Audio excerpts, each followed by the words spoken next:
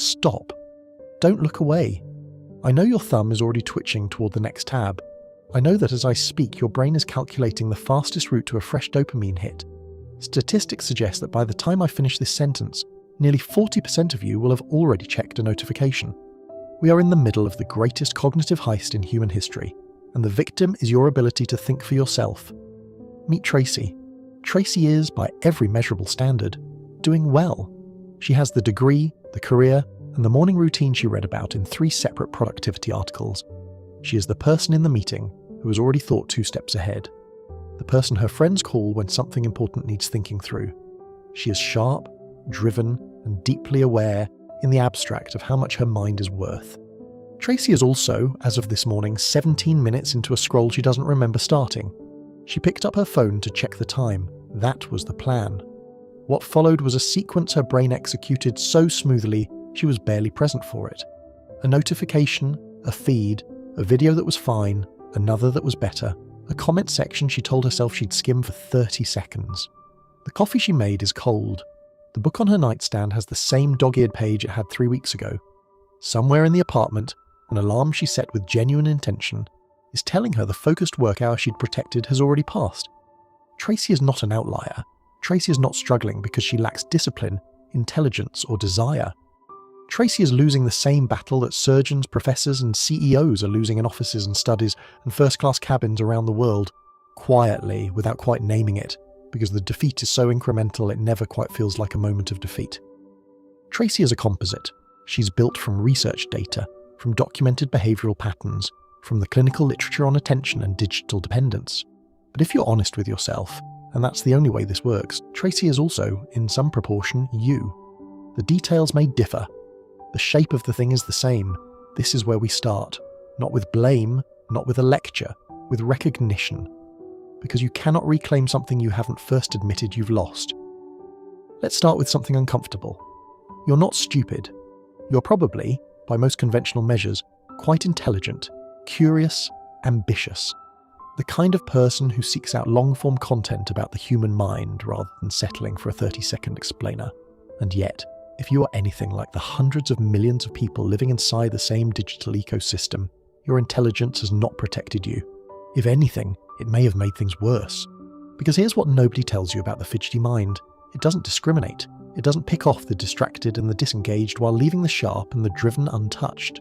Studies on smartphone interruption show that it takes an average of 23 minutes to fully recover your cognitive depth after a single distraction. Not to notice the distraction, not to put the phone down, to recover. 23 minutes, gone, for a notification that probably meant nothing. Multiply that across a working day, and you're not losing minutes, you're losing the structural architecture of deep thought itself. The people losing to their phones aren't losing because they're weak. They're losing because they're fighting a battle they were never told was happening. Surgeons, professors, engineers, writers, the research shows no meaningful immunity.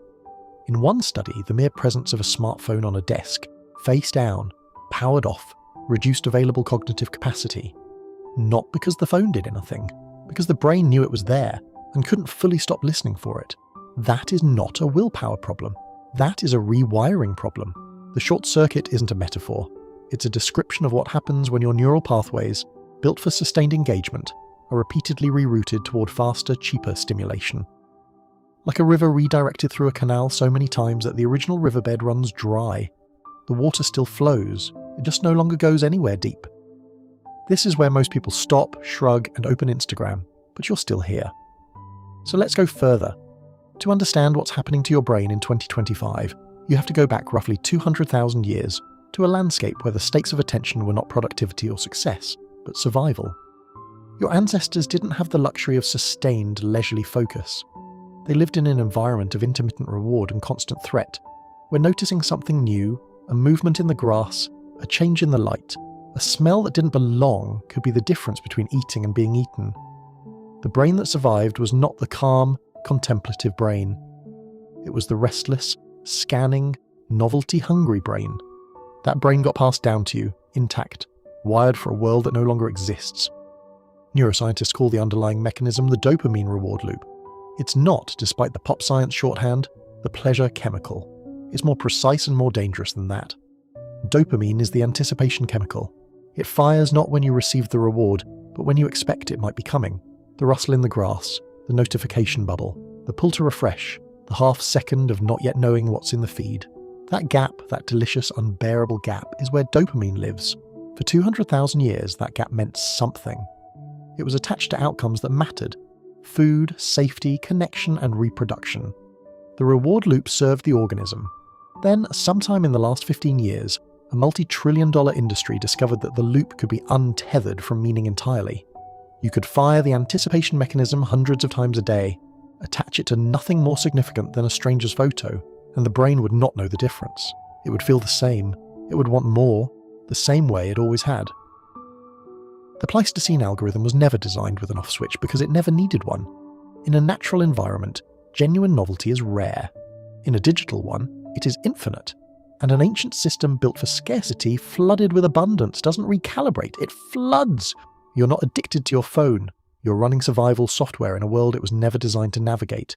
There was a before and after, and we can date it with unusual precision. On the 9th of January 2007, Steve Jobs walked onto a stage in San Francisco and introduced the iPhone. The crowd laughed when he described it as an iPod, a phone, and an internet communicator, 3 devices in one. They didn't understand, and neither did he, that what he was actually introducing was a portal. A permanent, pocket-sized, always-on portal to the most neurologically sophisticated reward system ever constructed. Before 2007, the internet was a place you went to. After 2007, it was a condition you were in. The distinction sounds subtle. It isn't. When distraction requires you to sit at a desk, open a machine, or wait for a connection, the friction of access creates a natural barrier, a pause in which intention has a chance to assert itself. Remove that friction, and you remove the pause. Remove the pause, and you remove the moment in which you might choose differently. Neuroplasticity, the brain's extraordinary ability to rewire itself in response to experience, is one of the most important discoveries in modern neuroscience. It was once understood primarily as a tool for recovery. Stroke patients relearning language, musicians developing extraordinary motor precision, meditators physically thickening the prefrontal cortex. It was, in the popular imagination, a feature, a gift. What 2007 inaugurated was neuroplasticity at scale, at speed, and in a direction nobody had voted for.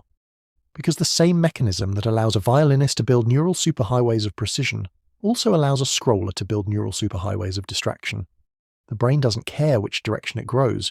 It grows where you send it, repeatedly, over time. And after 2007, billions of people, including children whose brains were still structurally forming, began sending it, thousands of times a day, toward the fastest, cheapest, most intermittent reward available. The smartphone didn't invent distraction, it industrialized it, and the factory has been running, without pause, ever since. In 1964, a Canadian philosopher named Marshall McLuhan wrote something that the media industry spent decades trying to ignore because it was too inconvenient to be useful. His argument, distilled to its most provocative form, was this: the content of a message matters far less than the medium through which it travels. The medium is the message, he wrote, meaning that the form of communication reshapes perception, cognition, and culture, independent of whatever is being said within it. Television, he argued, didn't just deliver news, it transformed news into performance. Print didn't just record thought, it made thought linear, sequential, and private. Each medium trains the brain to receive information in a particular way, and that training has consequences that outlast any individual piece of content you might consume through it. Apply that lens to the 15-second video loop, and something clarifying and deeply unsettling happens. The content of a TikTok video, whether it's a cooking tutorial, a news summary, a philosophical argument, or pure absurdist noise, is almost irrelevant. What the 15-second loop actually teaches your brain, through repetition, is a set of cognitive habits. Expect resolution within 15 seconds. Treat anything requiring more than 15 seconds of investment as abnormal. Interpret the end of stimulation as a cue to seek new stimulation immediately. The medium is rewriting the terms on which your brain is willing to engage with the world. This is why it's insufficient to argue, as many do, that short-form content is harmless, so long as it carries educational value. The argument misses McLuhan entirely. A neuroscience lesson delivered in a dopamine-optimized loop is still a dopamine-optimized loop. The format wins. The format always wins, because format is structural and content is surface. What the 15-second loop is training at a civilizational scale is not a generation of people who know different things. It is a generation of people who are becoming structurally incapable of the kind of sustained, non-linear, contradiction-tolerating thought that complex problems require. The message was always the medium, we just weren't listening. Language is not decoration. It is not the wrapping paper around the thought. Language is the structure of thought, the architecture inside which ideas are built, tested, refined, and transmitted across time. When the vocabulary of a culture contracts, the ideas that culture can hold become smaller. This is not a metaphor. This is cognitive science. In 2023, the Oxford Dictionary's most discussed word of the year was rizz, an informal term for charisma or charm, derived from the middle syllable of the word charisma itself. A word, in other words, that is a collapsed, context-stripped fragment of the richer concept it replaced. The year before, the discourse was dominated by skibidi, a sound word borrowed from a surreal YouTube series, repurposed as a multi-use cultural signal carrying tone and in-group identity but minimal semantic content. This is not generational snobbishness. Every generation develops slang, and slang has always served legitimate social functions, signalling belonging, subverting authority, and compressing shared experience into shorthand. The difference now is one of proportion and replacement. When slang supplements a deep vocabulary, it adds flexibility. When it begins to substitute for one, when the shorthand exists not because the longer form is also available, but because the longer form was never built, something structurally different is happening. Brainrot culture, at its most honest level, is a culture of low-context signals. A W or an L, a single emoji response to a complex emotional situation, a meme format that communicates mood without requiring its sender to construct, or its receiver to interpret an actual sentence. Each exchange is frictionless, efficient, and cognitively flat. And the brain, remember, grows where you send it.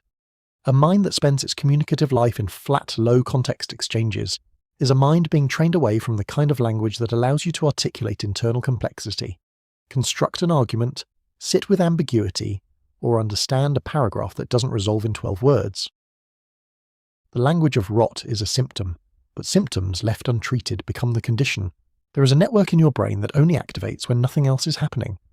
Neuroscientists call it the default mode network, a system that engages during rest, during daydreaming, during the unfocused minutes when you're staring out of a window, or letting your mind wander through a problem you're not actively trying to solve. For most of the history of neuroscience, it was considered background noise.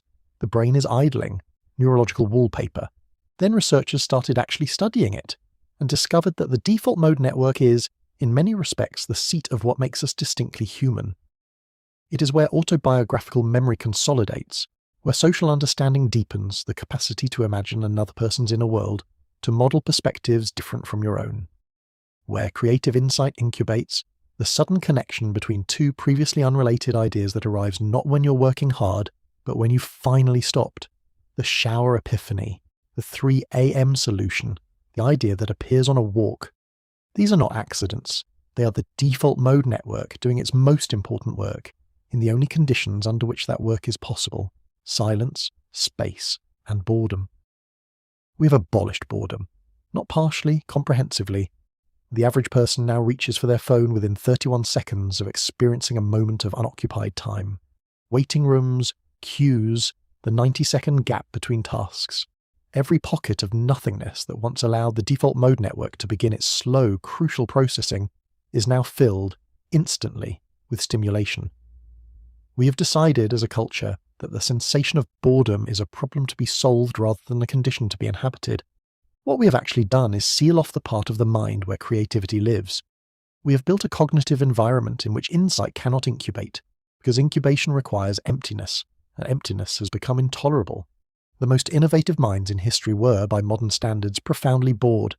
The question worth sitting with, and sitting with it, is the point, is what we're building in a world that no longer tolerates the silence they learned to inhabit. There is a question that seems trivial until you consider its implications. When was the last time you memorized a phone number? Not stored it. Memorized it. Knew it, owned it, could recall it at 2 a.m. in a foreign country with a dead battery.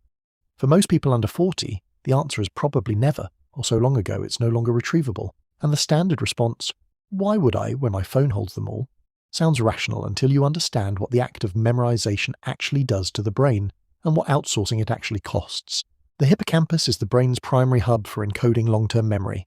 It is also, crucially, a spatial and relational organ. It doesn't just store facts in isolation, it builds the connections between them, the web of association through which expertise, intuition, and creative synthesis become possible. When you deeply know something, not just know where to find it, but carry it internally, that knowledge becomes available for unexpected combination. It forms the substrate on which original thought is built. Research on what's now being called cognitive offloading, the practice of externalizing memory to devices rather than encoding it internally, shows measurable reductions in hippocampal engagement over time. The brain, following its fundamental logic, stops investing in infrastructure it isn't using.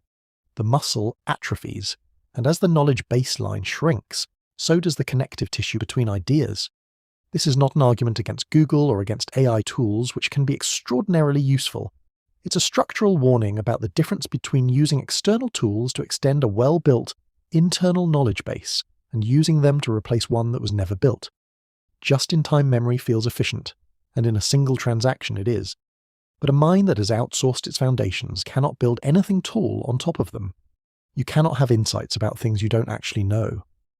The external hard drive strategy optimizes for retrieval. What it quietly destroys is the capacity for synthesis, and synthesis is where intelligence lives. At some point in the near future, and there are economists who believe we have already crossed the threshold, the most economically valuable thing a human being will be able to demonstrate is not their access to information. It is not their technical credentials, their network, or even their raw intelligence. It will be their capacity for sustained, deep, original thought.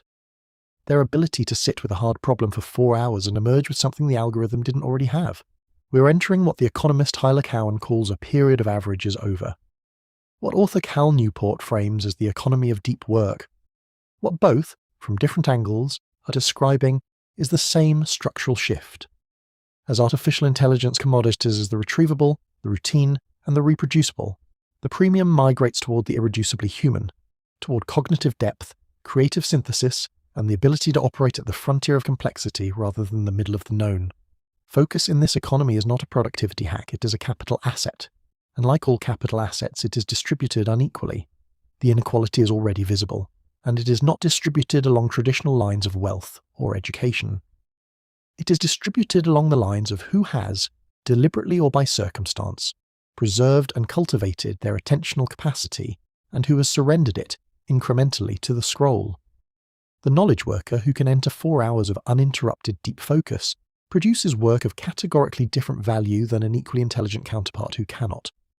That gap compounds annually into the primary differentiator between careers, companies, and economies.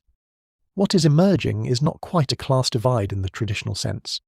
It is a cognitive divide between those who own their attention and those whose attention is owned by someone else's product. Between those building with their minds and those whose minds are being built on by others. The focus divide is the defining inequality of the 21st century, and almost nobody is talking about it with the seriousness it deserves. The good news, and there is real structural neuroscientific good news, is that the same property that makes the brain vulnerable to rewiring in one direction makes it recoverable in another. Neuroplasticity isn't a one-way street. The default mode network can be reactivated. The hippocampus can rebuild. The dopamine system can recalibrate. The attentional capacity that has been quietly eroded can, through deliberate practice, be restored. Not instantly, not painlessly, but genuinely. Think of it as progressive overload for the mind, the same principle that governs physical training. You do not rebuild a neglected muscle by immediately lifting maximum weight. You begin at the edge of current capacity and extend it incrementally over time. Sustained focus works identically. If you can currently hold deep attention for 12 minutes before the pull toward distraction becomes overwhelming, you start there. 15 minutes tomorrow, 20 weeks after. The neural pathways strengthen with use, the same way they weakened without it. The dopamine reset matters because it addresses the calibration problem at the source. The brain's reward system has been tuned, through relentless microstimulation, to treat ordinary sustained effort as insufficiently rewarding. Periods of deliberate low stimulation, not as punishment, but as recalibration, allow the baseline to shift back. Boredom, genuinely inhabited rather than immediately escaped, is the recalibration itself.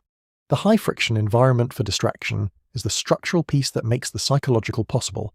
Willpower is not the lever. Environmental design is every additional barrier between you and the stimulus, the phone in another room, the app deleted rather than merely ignored, the work context built for depth rather than interruption, compounds. Friction is the architecture of agency. But underneath all of this is something simpler and more important than any technique. It is a decision, made clearly and held consciously, about who owns your attention and what it is worth. The passive scroller and the intentional architect are not different kinds of people. They are the same person standing at a fork in a road, one of which leads somewhere. You have been reading, thinking, staying. That is already evidence of something worth building on.